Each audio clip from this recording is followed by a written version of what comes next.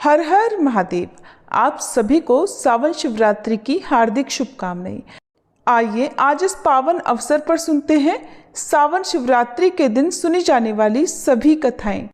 पहली कथा के अनुसार एक बार चित्रभानु नाम का एक शिकारी था। वह जंगल में जानवरों का शिकार करके अपना घर चलाता था। शिकारी के ऊपर साहूकार का बहुत सारा कर्ज हो गया और समय पर कर्ज ना चुका सकने के कारण एक दिन साहूकार क्रोधित हो गया और उसने चित्रभानु को बंदी बना लिया। जिस दिन साहूकार ने उसे बंदी बनाया था वह शिवरात्रि का दिन था। बंदी रहते हुए शिकारी भगवान शिव से जुड़ी महिमा की बातें सुनता रहा। वहीं पर उसने शिवरात्रि व्रत की कथा भी सुनी। शिकारी का पूरा दिन ऐसे ही गुजरा।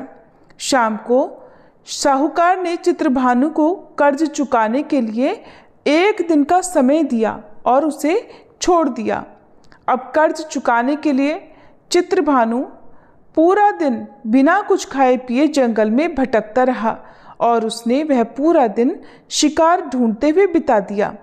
शिकारी ने रात होने पर अपनी सुरक्षा के लिए एक पेड़ पर मचान बनाने के बारे में सोचा। संयोग से जिस वृक्ष पर वह मचान बनाने के लिए चढ़ा था वह बेल वृक्ष था। उसने उस पेड़ की कुछ टहनियां तोड़ी और संयोग से बेलपत्र के कुछ पत्ते उसी वृक्ष के नीचे पत्तों के बीच छिपे शिवलिंग पर जा गिरे। इस प्रकार शिकारी ने दिन भर भूखे प्यासे रहकर अनजाने में ही सही पर शिवरात्रि का व्रत कर लिया और शिवलिंग पर बेलपत्र भी चढ़ा दिए। अब रात्रि का एक पहर बीतने के बाद एक गर्भिणी हिरनी तालाब के किनारे पानी पीने के लिए पहुंची तो शिकारी ने उसे मारने के लिए अपना धनुष और तीर उठाया तो संयोग से फिर से उसके हाथ के धक्के से कुछ पत्ते और जल की कुछ बूंदें जिसे उसने पत्ते का दोना बनाकर अपने लिए रखा था, उस पत्ते से जल की कुछ बूंदें नीचे रखे हुए शिवलिंग पर गिर गई और अनजाने में ही सही शिकारी की प्रथम पहर की पूजा भी संपन्न हो गई। इधर हिरनी शिकारी को देखकर बोली कि मैं गर्भवती हूँ और शीघ्र ही बच्चे को जन्म देने वाली हूँ। मैं वचन देती हूँ कि बच्चे को जन्म देकर मैं शीघ्र ही तुम्हारे पास वापस आ जाऊंगी, तब तुम मुझे मार लेना। शिकारी को उस पर दया आ गई और उसे जाने दिया। थोड़ी देर के बाद एक और हिरनी वहां आई। शिकारी ने उसे देखा तो तुरंत बिना कुछ देर किए धनुष पर बाण चला दिया। धनुष पर बाण साधने के कारण कुछ बेलपत्र फिर से टूटकर नीचे स्थापित हुए शिवलिंग पर जा गिरे और इस तरह से उसकी दूसरे पहर की पूजा भी संपन्न हो गई। अब इस मृगी ने भी विनम्रतापूर्वक शिकारी से निवेदन किया कि मैं थोड़ी देर पहले ही ऋतु से निवृत्त हुई हूँ, अपने प्रिय की तलाश में भटक रही हूँ। मैं वचन देती हूँ कि अपने पति से मिलकर शीघ्र ही वापस आ जाऊंगी, तब तुम मुझे मार लेना। शिकारी को उस पर भी दया आ गई और उसे भी जाने दिया। अब रात्रि का आखिरी पहर बीतने को था। फिर एक और हिरनी अपने बच्चों के साथ उधर से निकली तो शिकारी ने उसे मारने के लिए तुरंत ही धनुष पर तीर चढ़ा दिया। ये देखकर वह हिरनी बोल उठी, हे शिकारी, हमें मत मारो। मैं इन बच्चों को इनके पिता के पास छोड़कर वापस आ जाऊंगी, तब तुम मुझे मार लेना। शिकारी को उस पर दया आ गई और शिकारी ने उन सब को भी जाने दिया।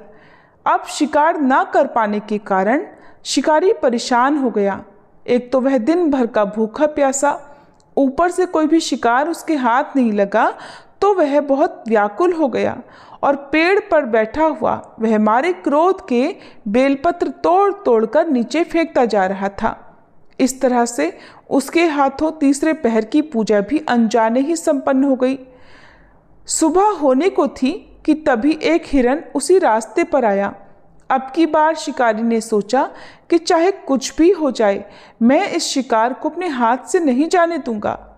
शिकारी को देखकर वह हिरन कहने लगा कि हे शिकारी, अगर तुमने मुझसे पहले आने वाली 3 हिरनियों और उनके बच्चों को मार डाला है तो मुझे भी शीघ्र मार दो। बिल्कुल भी देर मत करो, क्योंकि मैं ही उन हिरनियों का पति हूँ। अगर तुमने उन्हें जाने दिया है तुमने उन्हें जीवन दान दिया है तो फिर मुझे भी कुछ समय के लिए जीवन दान दे दो। मैं तुम्हें वचन देता हूँ कि उन सब से मिलकर मैं तुम्हारे पास स्वयं आ जाऊंगा, तब तुम मुझे मार लेना। शिकारी को इस बार भी दया आ गई, क्योंकि उसने अनजाने ही शिवरात्रि का व्रत किया था। इस कारण उसके द्वारा उपवास, रात्रि जागरण और शिवलिंग पर बेलपत्र चढ़ाने से उसका हिंसक हृदय अब कोमल हो गया था।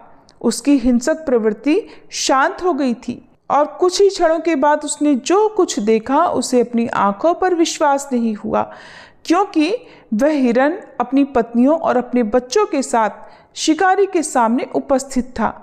जंगली पशुओं की ऐसी सामूहिक प्रेम भावना देखकर शिकारी को अपने आप पर बड़ी ग्लानि महसूस हुई। उसकी आंखों से आंसू निकल पड़े और उसने पूरे हिरण परिवार को जाने दिया और फिर जीवन में कभी हिंसा न करने का निर्णय लिया। शिकारी के ऐसा करने से भगवान भोलेनाथ उससे प्रसन्न हुए और उन्होंने उसे दर्शन देकर सुख समृद्धि का वरदान दिया। साथ में उसे गुह नाम प्रदान किया। मान्यता है कि ये वही गुह था जिसकी भगवान श्री राम ने मित्रता स्वीकार की थी।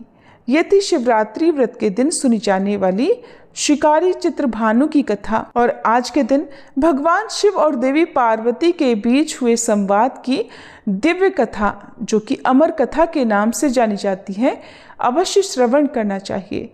और ऐसा करने वाले भक्तों पर पूरे वर्ष भर भगवान शिव और माता पार्वती की कृपा बनी रहती है। तो आइए अब श्रद्धा के साथ सुनते हैं अमर कथा। एक प्राचीन कथा के अनुसार एक बार भगवान शिव वन विहार के लिए गए हुए थे। तभी देवर्षि नारद कैलाश पर्वत पर पहुंचे और माता पार्वती को प्रणाम करते हुए कहने लगे, नारायण नारायण। हे माते, भगवान भोलेनाथ कहीं दिखाई नहीं दे रहे। तब माता पार्वती ने उत्तर दिया कि देवर्षि, वे अभी वन विहार के लिए गए हुए हैं, कुछ समय बाद आने ही वाले होंगे। तब देवर्षि नारद ने माता पार्वती से कहा, माता, अगर आपकी आज्ञा हो तो आपसे मैं एक विनती करना चाहता हूँ। माता पार्वती ने कहा, कहो नारद, क्या कहना चाहते हो? तब देवर्षि नारद मुनि बोले, हे माता पार्वती, तीनों लोकों के पालनहार भगवान शिव तो अमर हैं, लेकिन आपका कई बार जन्म हो चुका है। उन्होंने आपको कभी अमर कथा नहीं सुनाई है, इसका क्या कारण है? और भोलेनाथ तो अमर कथा जानते हैं, और जो अमर कथा सुन लेता है वह जन्म मरण के चक्कर से मुक्त हो जाता है और 84 लाख योनियों के चक्कर में भी नहीं आता। अगर आप चाहें तो भोलेनाथ से कथा सुन सकती हैं। इतना कहते हुए नारद मुनि आज्ञा लेकर कैलाश पर्वत से वापस चले गए। अब इधर माँ पार्वती व्याकुल होकर भगवान शंकर की प्रतीक्षा करने लगी। जब भोलेनाथ वन विहार से वापस लौटकर आए तो देवी पार्वती ने भगवान शंकर से कहा, हे स्वामी, आप तो सृष्टि के दाता हो, जगत के भाग्य विधाता हो, और आपकी अर्धांगिनी अत्यंत कष्ट से व्याकुल हो रही है। तब भगवान भोले शंकर ने माता पार्वती से उनके कष्ट का कारण पूछा। तब माता पार्वती ने कहा, हे प्रभु, आप तो जन्म मरण से मुक्त हो और मुझे संसार में कई बार जन्म लेना पड़ता है। इस बंधन को दूर करने के लिए आप मुझे अमर कथा सुनाने की कृपा करें, नहीं तो मैं अभी आपके चरणों में प्राण त्याग दूंगी। भगवान शिव ने देवी पार्वती की हठ देखी तो कहने लगे, देवी, इस संसार सागर को पार करने का रास्ता अत्यंत कठिन है। इसमें बहुत से लोग सत्कर्मों को भूलकर 5 विषयों का शिकार बन जाते हैं, कुकर्मों में फंसकर अपने कर्मों का फल भोगते हैं और बार बार जन्म मरण के 84 योनियों के चक्कर में फंसे रहते हैं। उन पर भगवान कभी प्रसन्न नहीं होते। जब तक कि जीव को अपनी आत्मा से भगवान भक्ति और सत्य धर्म के प्रचार का ज्ञान ना हो तो वह सफलता प्राप्त नहीं कर सकता। मैं तो शक्ति, भक्ति, सत्य, धर्म के पूर्ण ब्रह्म ज्ञान के द्वारा ही अमर हूँ। जन्म मरण से भी मैं मुक्त हूँ। देवी, अगर आपके मन में भी यही आशा है तो फिर व्यास गुफा में बैठकर मैं तुम्हें वह अमर कथा सुनाऊंगा। और फिर उसी समय भगवान शिव देवी पार्वती को लेकर व्यास गुफा में पहुंच गए।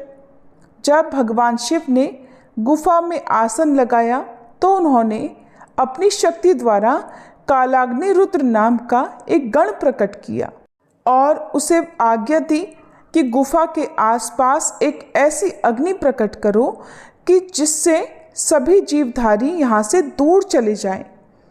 भगवान शिव की ऐसी आज्ञा पाकर रुद्र ने ऐसा ही किया। जिस स्थान पर भगवान शिव का आसन था उसके पास में ही एक शुक अर्थात तोते का घोंसला था।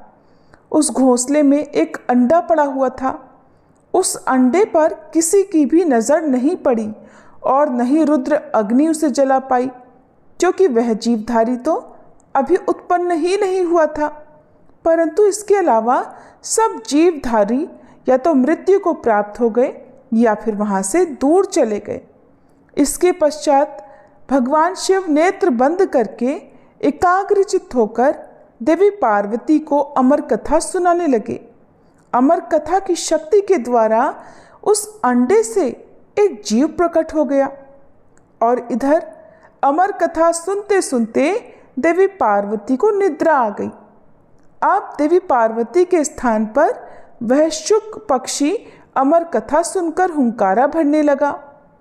अमर कथा जब संपूर्ण हुई तब भगवान शिव ने नेत्र खोले और देवी पार्वती जी से पूछा, क्या आपने अब अमर कथा सुन ली? क्या अब भी आपके मन में कोई शंका है?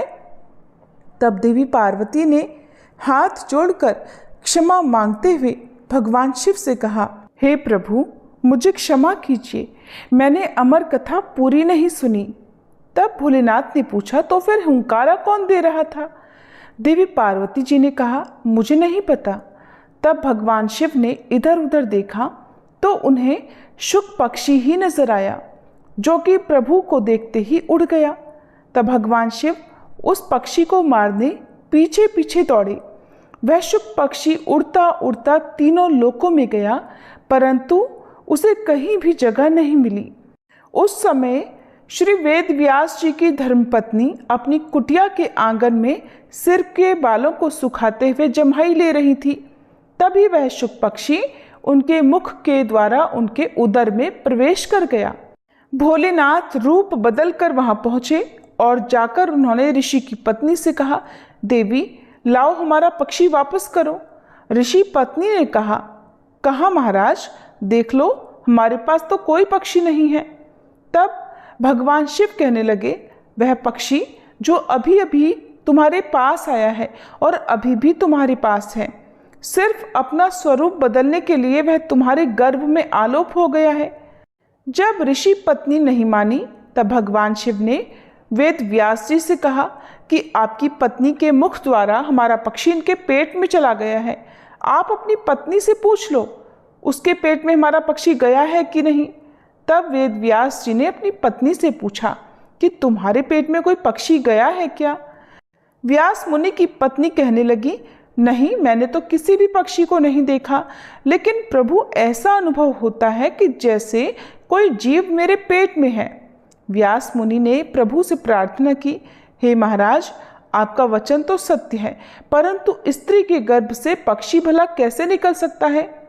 इसका तो बस एक ही उपाय है कि इस स्त्री को मारकर उसके पेट से पक्षी को निकाल लिया जाए। भगवान शिव कहने लगे, इतनी सी बात के लिए भला इस स्त्री को मारने की क्या आवश्यकता है? इस नादान स्त्री पर तो हमें बहुत तरस आ रहा है। हमें तो उस शैतान पक्षी पर क्रोध आ रहा है जो अपना स्वरूप बदलने के लिए इस बेचारी स्त्री के गर्भ में आलोप हो गया है। जब वह बाहर आएगा तब हम उसे मार देंगे। व्यास मुनि कहने लगे, हे महाराज, इसका क्या उपाय है? आपकी जो इच्छा है वो आप कर सकते हैं।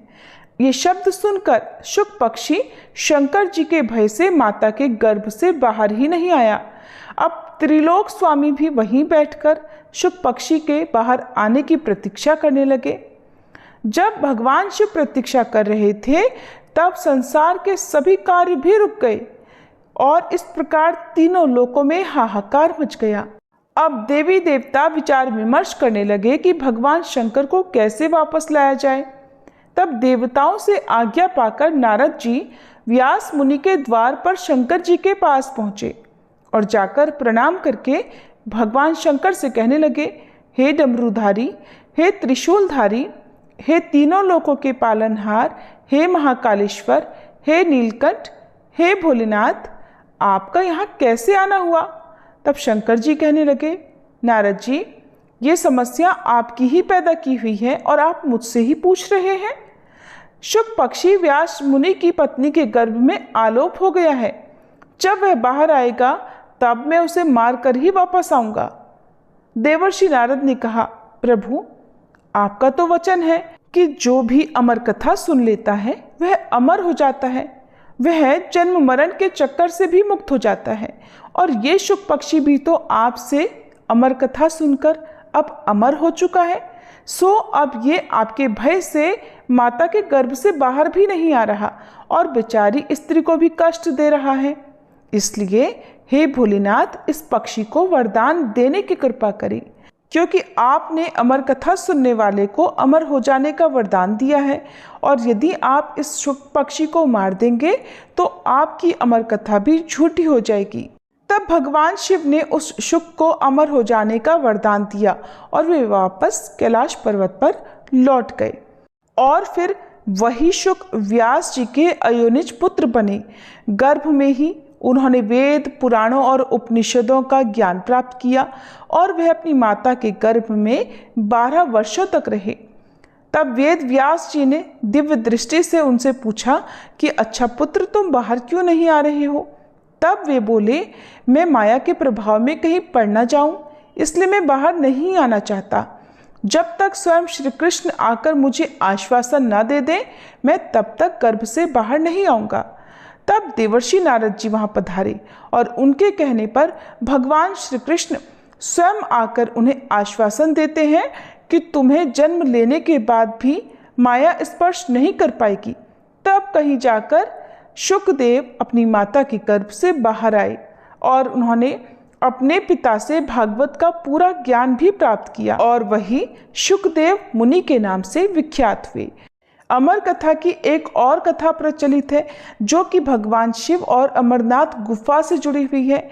माना जाता है कि अमरनाथ गुफा में कबूतर का जोड़ा रहता है जो आज भी अजर अमर है, क्योंकि उस कबूतर के जोड़े ने भगवान शिव के मुख से अमृत कथा का रसपान किया था, जिसे एक समय देवी पार्वती के पूछने पर भगवान शिव ने उन्हें सुनाया था। तो आइए अब सुनते हैं भगवान शिव और देवी पार्वती के बीच संवाद की ये अमर कथा। अमरनाथ गुफा से जुड़ी एक पौराणिक मान्यता है कि भगवान शिव ने देवी पार्वती को इस गुफा में एक ऐसी कथा सुनाई थी जिसमें अमरनाथ की यात्रा और उसके मार्ग में आने वाले अनेक स्थलों का वर्णन था। ये कथा कालांतर में अमर कथा नाम से विख्यात हुई। कहा जाता है कि एक बार देवी पार्वती ने महादेव से पूछा कि प्रभु, ऐसा क्यों है कि आप अजर अमर हैं और आपकी गर्दन में पड़ी नरमुंड की माला का रहस्य क्या है। इस पर महादेव ने देवी पार्वती के प्रश्न का उत्तर देना उस समय उचित नहीं समझा, इसलिए उन्होंने उस बात को टालने की कोशिश की। लेकिन देवी पार्वती की लगातार जिद के कारण इस रहस्य को बताना भोलेनाथ ने स्वीकार किया। कहते हैं इस रहस्य को बताने के लिए भगवान शिव को एकांत जगह की आवश्यकता थी, जिसकी खोज करते करते वे देवी पार्वती को लेकर आगे बढ़ते चले गए। गुप्त स्थान की तलाश में महादेव ने पहले अपने वाहन नंदी को सबसे पहले छोड़ा। नंदी जिस जगह पर छूटा उसे ही पहलगाम कहा जाने लगा। जहाँ से अमरनाथ यात्रा शुरू होती है वहाँ से कुछ आगे जाने पर शिव जी ने अपने माथे से चंद्रमा को अलग कर दिया। जिस जगह पर उन्होंने चंद्रमा को छोड़ा वह जगह चंदनवाड़ी कहलाती है। इसके बाद भगवान शिव ने गंगा जी को पंचतरणी में और गले के सांपों को शेषनाग पर छोड़ दिया, जिस कारण इस पड़ाव का नाम शेषनाग पड़ गया। अमरनाथ यात्रा का अगला पड़ाव गणेश टॉप है। मान्यता है कि इस स्थान पर भगवान शिव ने अपने पुत्र गणेश को छोड़ा था। इस प्रकार इन सभी को पीछे छोड़ने के बाद भगवान शिव ने देवी पार्वती के साथ उस गुफा में प्रवेश किया। कोई भी तीसरा प्राणी इसमें प्रवेश ना कर पाए, इसके लिए भगवान शिव ने गुफा के चारों ओर अग्नि को प्रज्वलित कर दिया। इसके बाद महादेव ने जीवन के उस गूढ़ रहस्यों की कथा शुरू कर दी। कहते हैं कथा सुनते सुनते देवी पार्वती को निद्रा आ गई थी। उस समय वो कथा वहाँ 2 सफ़ेद कबूतर भी सुन रहे थे। जब कथा समाप्त हुई और भगवान शिव का ध्यान माता पार्वती पर गया तो उन्होंने देवी पार्वती को सोया हुआ पाया और महादेव की दृष्टि उन दोनों कबूतरों पर पड़ी। दरअसल वे दोनों कबूतर उससे पहले वहाँ पर उपस्थित एक घोंसले में पड़े हुए थे, जो कि अंडे के रूप में थे। इसी बीच में अंडे फूटे और उसमें से 2 नन्हे नन्हे कबूतर निकल आए और उन्हीं कबूतरों ने भगवान शिव के द्वारा सुनाई गई कथा का श्रवण कर लिया था। और जब कथा के बीच में देवी पार्वती सो गई थी तब उनकी जगह पर वे दोनों कबूतर ही हुंकारा भर रहे थे। ये बात जानकर महादेव को उन पर बड़ा क्रोध आया। वे उन्हें मारने के लिए दौड़े। फिर वे दोनों कबूतर स्वयं ही महादेव के पास आकर बोले, हे महादेव, अगर आपने हमें मार दिया तो आपकी अमर कथा तो झूठी हो जाएगी, क्योंकि हमने तो आपकी अमर कथा सुन ली है। कहते हैं कि इस पर महादेव ने उन कबूतरों को वरदान दिया कि वो सदैव उसी स्थान पर भगवान शिव और देवी पार्वती के प्रतीक के रूप में रहेंगे। तभी से मान्यता है कि अमरनाथ गुफा में मौजूद कबूतरों का जोड़ा भगवान शिव और देवी पार्वती के प्रतीक के रूप में आज भी विद्यमान है। जो भी शिव भक्त शिवरात्रि की पावन रात्रि को जागरण करते हैं, उन्हें अब इन कथाओं को भी जरूर सुनना चाहिए, जो कि रात्रि जागरण करते समय आपके मन में भगवान शिव के प्रति श्रद्धा को और अधिक बढ़ा देंगी। तो सभी मिलकर प्रेम से बोलिए, भोले शंकर भगवान की जय। ये लगभग 100 साल पहले की बात है।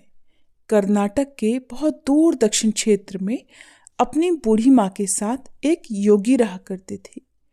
उनकी माँ की बहुत इच्छा थी कि वे काशी जाएं ताकि वह विश्वनाथ जाकर शिव जी की गोद में अपने प्राण त्याग सकें। इसके अलावा उन्होंने अपने जीवन में अपने बेटे से कभी कुछ नहीं मांगा था। एक दिन उन्होंने अपने बेटे से कहा, बेटा, मैं बूढ़ी हो रही हूँ, मुझे काशी ले चलो, मैं वहीं जाकर मरना चाहती हूँ। योगी ने अपनी बूढ़ी माँ की इच्छा पूरी करने का निश्चय किया और अपनी बूढ़ी माँ के साथ दक्षिण कर्नाटक के जंगलों से होते हुए काशी के लिए एक लंबी यात्रा शुरू कर दी। एक तो बुढ़ापा, ऊपर से इतनी थकावट भरी लंबी यात्रा, उनकी माँ का स्वास्थ्य बिगड़ गया। तब उन्होंने रास्ते में अपनी माँ को अपने कंधे पर बिठा लिया। कुछ दूर तक तो वे बिना परेशानी के चलते रहे, लेकिन जाहिर तौर पर उन्होंने थोड़ी देर के बाद अपने शरीर में कुछ कमजोरी महसूस की। उन्हें ऐसा लगा मानो अब वे आगे एक कदम भी नहीं चल पाएंगे। अब उनके पास ऐसे में भगवान शिव से प्रार्थना करने के बजाय और कुछ भी चारा नहीं बचा। उन्होंने मन ही मन प्रार्थना की, हे भोलेनाथ, हे शिव जी, मुझे मेरे इस प्रयास में असफल मत होने देना। बस एक यही चीज़ तो है जो पूरे जीवन भर में मेरी माँ ने मुझसे मांगी है। कृपया मुझे मेरी माँ की इच्छा पूरी करने दीजिएगा। मैं अपनी माँ को काशी ले जाना चाहता हूँ। हम वहाँ सिर्फ आप ही के दर्शन करने के लिए आ रहे हैं। प्रभु, कृपया मुझे हिम्मत दीजिए। ऐसा मन में विचार कर प्रार्थना करके तब उन्होंने आगे चलना शुरू किया। जब जैसे ही आगे चले तो पीछे से एक घंटे की आवाज़ उन्हें सुनाई दी। लगा कोई बैलगाड़ी पीछे पीछे आ रही हो।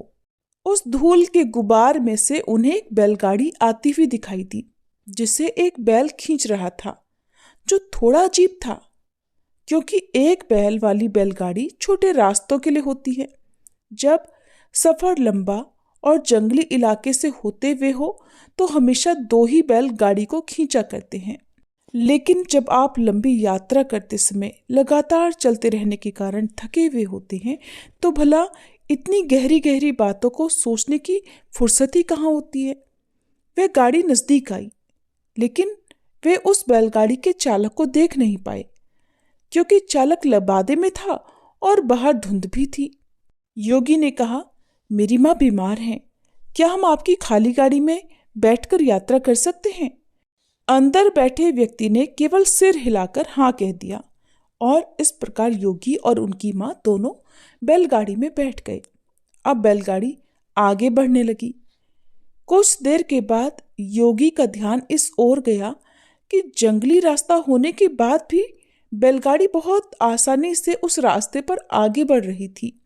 रास्ते में कहीं भी जंगली भयानक जीव जंतुओं का कोई भय ही नहीं था। तब उन्होंने नीचे देखा तो लगा कि पहिए तो घूम नहीं रहे, वे रुके हुए थे और बैलगाड़ी लगातार आगे बढ़ रही थी, मानो हवा में तैर रही हो। तब उन्होंने बैल की तरफ देखा तो पाया कि बैल भी बैठा हुआ है और बैलगाड़ी चलती जा रही थी। अब उन्होंने मुड़कर चालक की ओर देखा तो वहां पर उन्होंने महसूस किया कि चालक की बजाय तो वहां पर सिर्फ लबादा ही था, सिर्फ लिबास ही था। अब योगी ने अपनी माँ की ओर देखा तो माँ ने कहा, अरे पागल, हम पहुंच गए काशी, अब कहीं और जाने की जरूरत ही नहीं है, यही तो वो जगह है, बस अब मुझे जाने दो। ऐसा कहते ही योगी की बूढ़ी माँ ने अपना शरीर छोड़ दिया। देखते ही देखते वो बैल, बैलगाड़ी और चालक सब कुछ अदृश्य हो गए। योगी अपने गांव लौट आया। लोगों ने सोचा, ये इतनी जल्दी लौट कर आ गया है, अवश्य ही अपनी माँ को बीच रास्ते में ही कहीं छोड़ कर आया होगा और उसे काशी लेकर ही नहीं गया होगा। उन्होंने योगी से पूछा, कहो, अपनी माँ को कहाँ छोड़कर आ गए? योगी ने बताया कि हमें वहां जाना ही नहीं पड़ा, भगवान शिव जी खुद आए थे हमारे लिए। योगी की बात सुनकर लोगों ने उनका मजाक उड़ाया, कहने लगे, क्या बकवास है।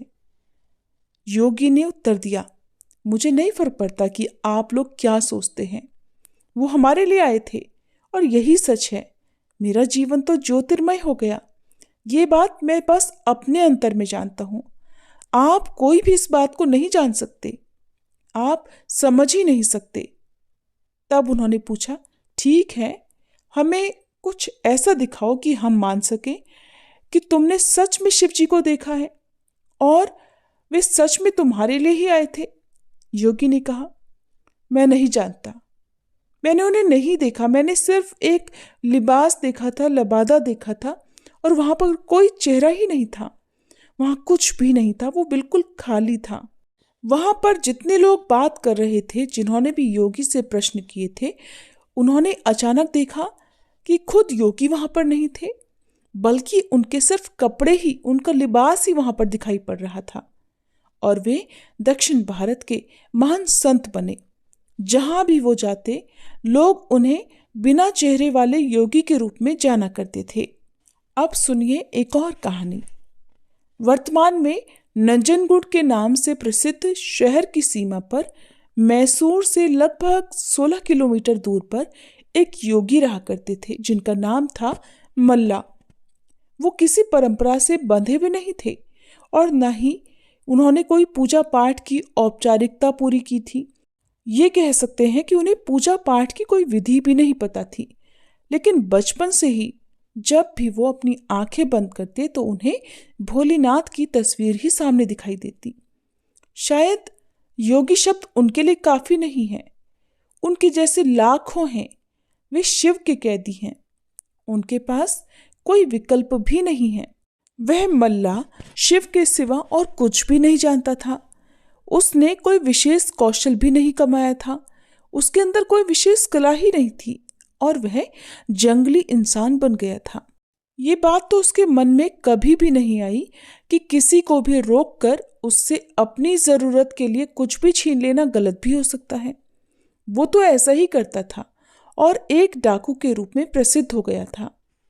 वो जंगल के उस रास्ते का नियमित डाकू बन गया जिस रास्ते से लोग सामान्य तौर पर आया जाया करते थे। वो रास्ता जहां वो उनसे रंगदारी वसूलता था, उस जगह का नाम पड़ गया कल्याण मुलाई, जिसका अर्थ है चोर का कोना। शुरू में तो लोगों ने उसे धिक्कारा, लेकिन साल के अंत में लोगों से इकट्ठा किए हुए एक एक पैसे को वो महाशिवरात्रि मनाने में खर्च कर देता था। वो एक बड़ा भोज भी आयोजित करता। कुछ सालों के बाद लोगों ने उसे एक महान योगी के रूप में पहचाना और फिर स्वेच्छा से वो उसे दान देने लगे। कुछ सालों के बाद दो योगी जो आपस में भाई भाई थे इस रास्ते से गुजर रहे थे। उन्होंने इस आदमी को देखा जो डाकू तो था लेकिन एक महान योगी भी था। उन्होंने कहा, तुम्हारा भक्ति भाव तो अद्भुत है, लेकिन तुम्हारे तौर तरीके से लोगों को बड़ा कष्ट होता है। तो उसने कहा कि मैं तो ये शिव जी के लिए करता हूँ, इसमें भला क्या दिक्कत है। उन्होंने समझाया और उसे अपने साथ अलग ले गए। कुछ विधियों से उसे अवगत कराया, कुछ पद्धतियों से गुजारा और उस स्थान का नाम कल्याण मुलाई से बदलकर मल्लाण मुलाई रख दिया। आज भी ये स्थान मल्लाण मुलाई के नाम से ही जाना जाता है।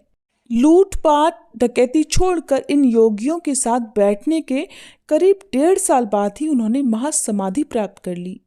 मल्ला को इस प्रकार मुक्त करवाने के बाद उन दोनों योगियों ने भी उसी दिन अपना शरीर छोड़ दिया। कबीनी नदी के किनारे इन लोगों के लिए एक खूबसूरत तीर्थ स्थान बनाया गया है, जिसे आज भी मल्लाण मुलाई के नाम से ही जाना जाता है। अब सुनिए एक और कहानी, जो कि भगवान शिव के भक्त कुबेर की कहानी है। कुबेर यक्षों के राजा थे। यक्ष बीच का जीवन होते हैं, वे न यहाँ के जीवन में होते हैं और न ही वो पूरी तरह से जीवन के बाद वाली स्थिति में होते हैं। कहानी कुछ इस प्रकार है कि एक बार रावण ने कुबेर को लंका से निकाल दिया। कुबेर को वहां से जाना पड़ा। अपना राज्य और प्रजा खोने की निराशा में उन्होंने शिव जी की पूजा आराधना शुरू कर दी और वो एक शिव भक्त बन गए। भगवान शिव भी अपने भक्तों पर सदा दया का भाव रखते हैं, तो उन पर भी भगवान ने दया का भाव दिखाते हुए उन्हें एक अन्य राज्य और संसार का सारा धन दे दिया। इस प्रकार कुबेर संसार के सबसे अमीर व्यक्ति बन गए। धन मतलब कुबेर, ये कुछ इस प्रकार देखा जाने लगा, यानी कि जिसके पास धन होता है लोग उसे कुबेर समझते हैं। इस तरह कुबेर शिव जी के महान भक्त बन गए। लेकिन जब भक्त को ये लगने लगे कि वो ही सबसे महान भक्त है, तो समझ जाएं कि अब वह भक्त सब कुछ खोने वाला है। जब भी गर्व किसी भक्त के मन में आ जाता है तो भगवान उस गर्व को खंडित करने में, चूर चूर करने में देर भी नहीं लगाते। कुबेर को अब ये लगने लगा था कि वो शिव जी को इतना कुछ अर्पित करते हैं तो वो एक महानतम भक्त हैं। और बेशक शिव जी ने चढ़ावे में से विभूति के अलावा कभी कुछ भी नहीं छुआ, लेकिन कुबेर खुद को महान समझने लगे, क्योंकि वो शिव जी को इतना कुछ चढ़ावे के रूप में भेंट किया करते थे। फिर एक दिन कुबेर शिव जी के पास गए और कहने लगे, हे भोलेनाथ, मैं आपके लिए क्या कर सकता हूँ बताइए, मैं आपके लिए कुछ करना चाहता हूँ। शिव जी ने कहा, तुम मेरे लिए क्या कर सकते हो? कुछ भी नहीं, क्योंकि मुझे तो किसी भी चीज की आवश्यकता ही नहीं है, मैं ठीक हूँ। हाँ, किंतु मेरा पुत्र गणपति, उन्होंने गणपति की ओर इशारा करते हुए कहा कि मेरा ये पुत्र हमेशा भूखा रहता है, बस इसे अच्छे से भरपेट खिला दो। कुबेर देवता ने सोचा कि ये तो बड़ी सरल बात है। ऐसा कहकर कुबेर गणपति को अपने साथ भोजन कराने के लिए ले गए। उन्होंने गणपति को भोजन कराना शुरू किया। गणपति खाते गए, खाते ही चले गए। कुबेर ने सैकड़ों रसोइयों की व्यवस्था कर दी। भोजन था कि बार बार कम पड़ जाता। बहुत अधिक मात्रा में भोजन बनाना शुरू किया गया और ये सारा का सारा गणपति के आगे परोसा गया और वे खाते रहे। ये सब देखकर कुबेर देवता अब चिंतित हो गए। उन्होंने कहा, रुक जाओ, अगर तुम इतना खाओगे तो तुम्हारा पेट फट जाएगा। गणपति ने कहा, कुबेर जी, आप चिंता मत कीजिए। देखिए, मैंने एक सांप को एक कमर पेटी के रूप में बांध रखा है, तो आप मेरे पेट की चिंता मत करें, ये नहीं फूटने वाला। मुझे तो जोर से भूख लगी है, आप बस मुझे खाना खिलाइए। आप ही ने तो कहा था ना कि आप मेरी भूख मिटा सकते हैं। कुबेर ने अपना सारा धन खर्च कर दिया। कहते हैं कि कुबेर ने दूसरे लोगों से भी भोजन मंगवा मंगवा कर गणपति को खिलाया। गणपति ने ये सारा भोजन समाप्त करने के बाद भी कहा, मैं तो अभी भी भूखा हूं, मेरा भोजन कहाँ है? तब कुबेर को अपने विचार के छोटेपन का एहसास हुआ और उसने भगवान शिव के सामने झुकते हुए कहा, भोलेनाथ, मैं समझ गया, मेरा धन आपके सामने एक तिनके के बराबर भी नहीं। जो आपने मुझे दिया उसी का कुछ अंश आपको वापस देकर मैंने खुद को एक महान भक्त समझने की गलती की थी। हे भगवान, मुझे क्षमा कीजिए। तो इस प्रकार भोलेनाथ ने अपने ही भक्त को पहले सब कुछ दिया, और जब उस भक्त के मन में अहंकार आ गया तो उसी अहंकार को दूर करने के लिए, खत्म करने के लिए उन्होंने ये लीला रची, ताकि उनका भक्त सही रास्ते पर आ जाए। भगवान इसी प्रकार हमारी सहायता करते हैं। भगवान हमारे मन की हर बात जान लेते हैं। भगवान तो अंतर्यामी हैं, इसलिए जब मन में भक्ति हो तो गर्व कभी नहीं करना चाहिए। अब सुनिए एक और अद्भुत कहानी। एक बार जब भगवान शिव योग का संचारण और सृष्टि की संरचना की व्याख्या सप्तऋषियों से कर रहे थे, तब ये एक अद्भुत और सुंदर घटना घटित हुई। सप्तऋषियों में से एक ऋषि, जो बाद में भृगु महर्षि के नाम से प्रसिद्ध हुए, भगवान शिव के एक उत्साही भक्त थे। भगवान शिव सप्तऋषियों के साथ वह जो व्याख्या कर रहे थे, जो कांति सरोवर के किनारे हो रहा था, जिसे कृपा की झील के नाम से भी जाना जाता है, उस जगह पर देवी पार्वती जी भी उपस्थित थीं। भृगु ऋषि हमेशा की तरह सुबह जल्दी आए और वे शिव जी की प्रदक्षिणा अर्थात परिक्रमा करना चाहते थे। पार्वती जी शिव जी के करीब ही बैठी थीं, लेकिन भृगु ऋषि ने देवी पार्वती की परिक्रमा न करते हुए भगवान शिव और देवी पार्वती के बीच में से होकर भगवान शिव की परिक्रमा पूरी की, क्योंकि वे भगवान की ही परिक्रमा करना चाहते थे, देवी पार्वती की नहीं। भगवान शिव तो इससे प्रसन्न हुए, लेकिन देवी पार्वती जी नहीं हुई। उन्हें भृगु ऋषि की ये हरकत पसंद नहीं आई। देवी पार्वती के मन की बात भगवान शिव समझ गए। उन्होंने देवी से कहा कि आप थोड़ा और करीब आ जाइए तो वो आपकी भी परिक्रमा कर लेंगे। पार्वती जी भोलेनाथ के और करीब आ गई। भृगु ऋषि ने देखा कि अब तो परिक्रमा करने के लिए भगवान शिव और देवी पार्वती के बीच में थोड़ी सी भी जगह नहीं बची, तो उन्होंने एक चूहे का रूप धारण कर लिया और देवी पार्वती को बाहर रखते हुए अकेले शिव जी की ही परिक्रमा पूरी कर ली। पार्वती जी इस बात से क्रोधित हो गई। तब भगवान शिव ने उन्हें अपनी जंघा पर बिठा लिया और तब भी भृगु ऋषि ने एक छोटे से पंछी का रूप धारण किया और शिव जी की परिक्रमा पूरी कर ली। अब तक पार्वती जी के क्रोध की सीमा नहीं रही, वो अत्यंत क्रोधित हो चुकी थी। शिव जी ने पार्वती जी को खींचकर खुद में मिला लिया और उन्हें खुद का हिस्सा बना लिया, जिससे उनका आधा हिस्सा शिव बन गया और आधा हिस्सा पार्वती। इस प्रकार वे अर्धनारीश्वर बन गए। भृगु ऋषि ने ये सब देखा। वे खुद भी पीछे नहीं हटने वाले थे और उन्होंने खुद को देखते ही देखते एक मधुमक्खी के रूप में बना लिया और उनकी दाहिनी टांग का चक्कर लगा लिया। भृगु का ये बचकाना भक्तिभाव देखकर अब शिवजी तो प्रसन्न हुए, लेकिन साथ ही साथ वे भी नहीं चाहते थे कि भृगु ऋषि अपनी भक्ति में इतना खो जाएं कि वो प्रकृति के परम स्वभाव को ही समझ न पाए। तब वे सिद्धासन में बैठ गए। अब तो भृगु ऋषि के पास कोई भी रास्ता नहीं बचा था कि वो सिर्फ शिवजी या उनके शरीर के किसी हिस्से का चक्कर लगा सके। देवी पार्वती को ऋषि की इस ओछी सोच पर बहुत क्रोध आया। उन्होंने ऋषि से कहा कि तुम्हें स्त्रियों से इतना ही परहेज है तो क्यों न तुम्हारे अंदर से स्त्री शक्ति को ही अलग कर दिया जाए।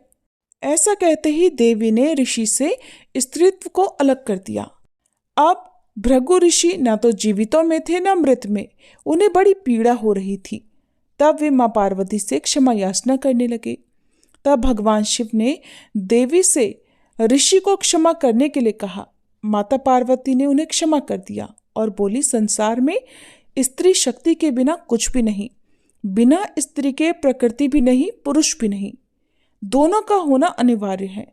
जो स्त्रियों को सम्मान नहीं देता उसे भी जीने का कोई अधिकार नहीं है। जय भोलेनाथ। ये थी आज की कथाएं। अगर आपने कथाओं को अंत तक सुना है तो कमेंट बॉक्स में हर हर महादेव जरूर लिखिएगा।